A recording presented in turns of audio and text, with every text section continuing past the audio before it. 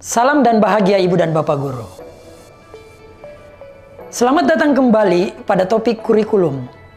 Pada materi sebelumnya, Ibu dan Bapak Guru sudah mengetahui apa itu capaian pembelajaran dan bagaimana capaian pembelajaran disusun. Nah, pada materi kali ini, kita akan membahas mengenai letak capaian pembelajaran dalam kurikulum prototipe.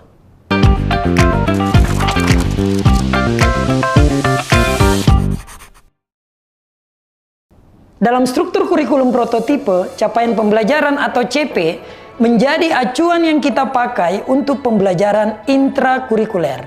Kompetensi-kompetensi pada capaian pembelajaran kita turunkan menjadi tujuan pembelajaran yang tersusun sebagai sebuah alur untuk satu fase. Ini kita sebut sebagai alur tujuan pembelajaran atau ATP. Kemudian, kita menyusun rencana dan strategi pembelajaran atas dasar ATP tersebut. ATP digunakan untuk menentukan modul ajar yang kita kembangkan maupun yang kita pilih, seperti yang juga Ibu dan Bapak pelajari di topik perencanaan pembelajaran. Kompetensi pada pembelajaran intrakurikuler sebelumnya mencakup pada ranah sikap, pengetahuan, dan keterampilan yang masing-masing berdiri sendiri. Kompetensi merupakan sebuah kesatuan, tidak sepatutnya dipisahkan. Ini yang menjadi salah satu dasar dalam merumuskan kompetensi pada capaian pembelajaran. Kompetensi adalah rangkaian dari proses belajar konsep ilmu pengetahuan, mulai dari memahami suatu konsep ilmu pengetahuan, juga sikap dalam belajar, seperti motivasi belajar, rasa ingin tahu, dan lain sebagainya. Sampai akhirnya dapat menggambarkan pengetahuan dan keterampilannya untuk mencapai tuntutan kognitif yang lebih tinggi. Seperti misalnya, mengajukan solusi kreatif bukan sekedar menjawab pertanyaan.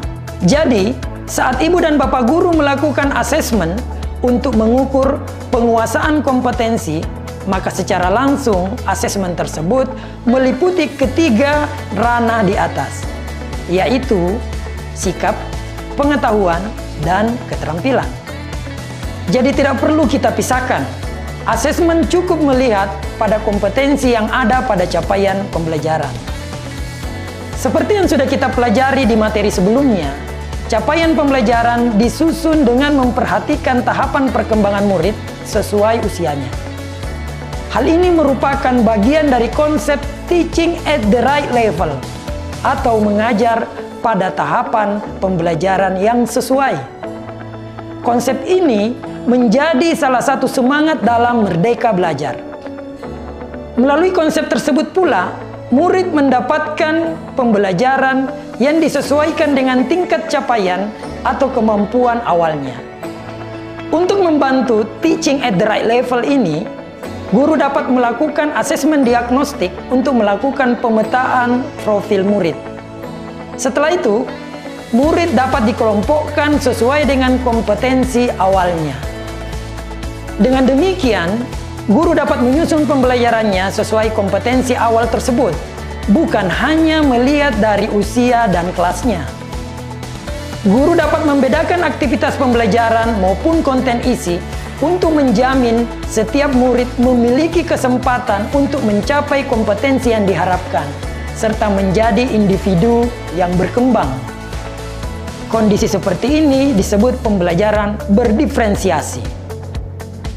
Salah satu penerapan prinsip teaching at the right level, misalnya, jika misalnya ditemukan kondisi murid kelas 8 SMP yang kemampuan dasarnya belum sampai pada level kemampuan jenjang tersebut, maka guru perlu memberikan intervensi yang sesuai dengan kemampuan murid saat itu. Tidak perlu menunggu sampai akhir tahun. Intervensi dilakukan untuk menuntaskan kebutuhan belajarnya agar siap menerima pengajaran yang ada di level kelas 8 SMP.